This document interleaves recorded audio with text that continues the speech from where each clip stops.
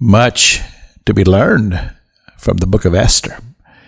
And I have recently enjoyed reading it and renewing the whole story of a man by the name of Haman and a man by the name of Mordecai.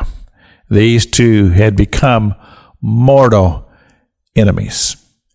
But Mordecai strikes me as a type of man who I would describe him as having his ear to the ground. He was a man who was aware of his surroundings. He knew what was going on, very inquisitive. And if there was something happening in Shushan Palace, Mordecai knew all about it. And so if you wanted to know something, just go talk to Mordecai.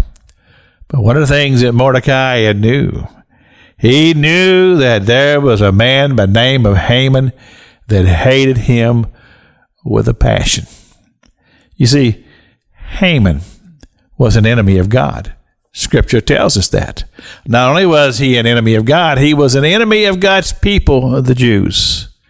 And of course, he was an enemy in his own mind with Mordecai, because Mordecai had defied his own decree, which is Haman had told everybody around Shushan Palace and then around the king's gate that when you see me coming, you bow and you show your respect to me.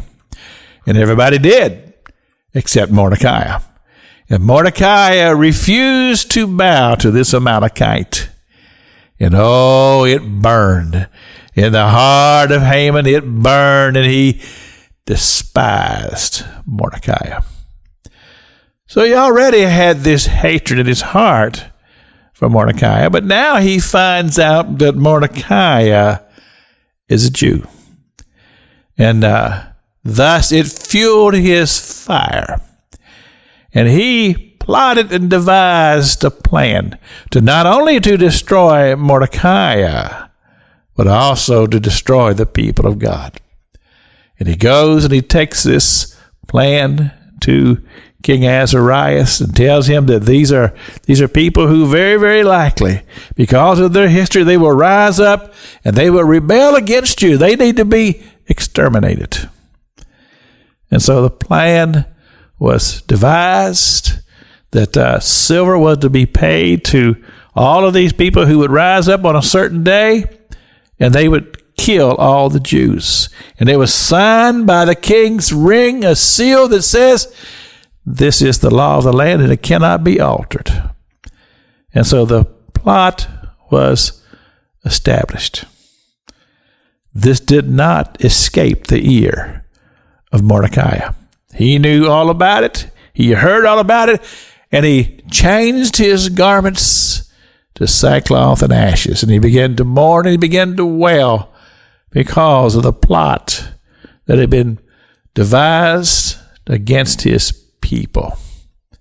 Well, the word of this came to Queen Esther, his niece, who had become the queen of Media and Persia.